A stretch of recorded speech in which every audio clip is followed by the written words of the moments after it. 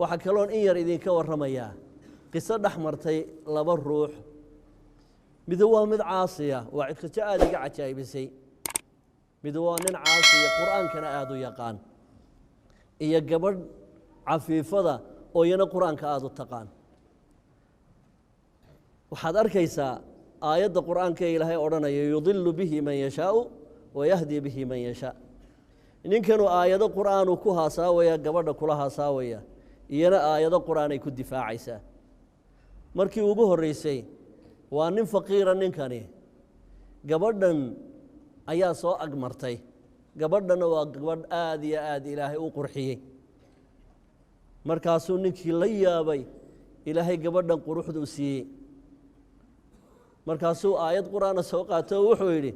wazayyanaha lin-naadiriin buu aqriyay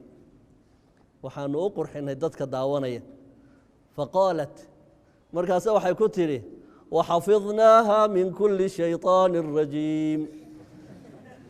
شيطان كستور رجيم إلهي وكيلالي مركاسو يري بل هي فتنة ولكن أكثرهم لا يعلمون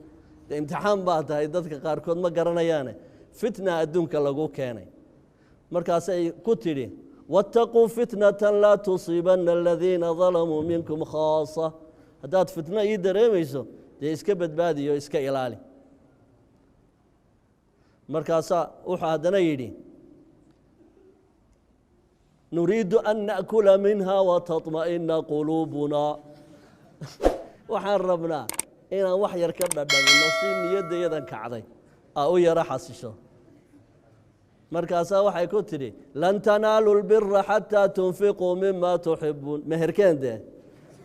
waxa lagu adduun baa laga rabaa imherso oo adduun lan tanaalu albirra hatta tunfiqu mimma tuhibbun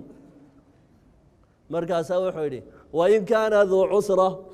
wa hadaan waxba haynin maxaa la yeelaya wa in kana dhu usra markaasa waxay ku tiri hatta yughniyahum Allah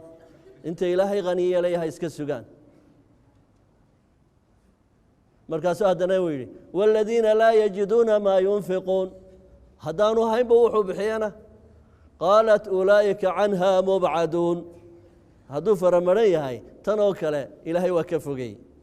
faxmara wajhuhu qadiiban waqaala alaa lacnatullaahi calaa nisaa'i alardi ajmaciin ilaahay lacnadiisu dumarka dunida oo dhan ha ku dhacdo faajaabatu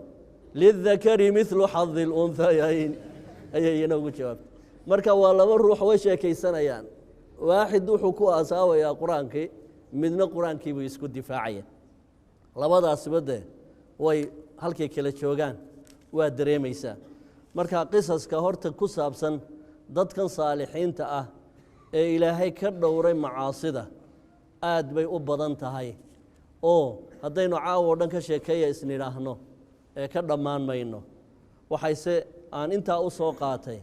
dadkii aan nabiyaalka ahayn siday macaasida uga dhowrsan jireen iyo marka Ilaahay uu ka ilaaliyay ifkaba sida Ilaahay ugu gargaaray tabaaraka wa tacaala ay ugu liibaaneen iyagoo nabiyaal ahayn maantana waqtigan lagu jiro waa waqtal fitna waliba zamankiinani dadka ku soo beegmay dhalinyaradii waa dad aad iyo aad u nasiib daran aad iyo aad u ayaan daran ilaa man rahimahullah nin Ilaahay u naxariistay mooyaane nin kalena ka badbaadi kari maayo oo waxay ka dhigan tahay ruux intaad biyo ku riday badweyn aad tiriyay barbiyi ku taabanin macquul meet badweyn buu ku dhex jiraa haddana waxaad maxaan ku xujisay barbiyi ku taaban waxaan dhici karay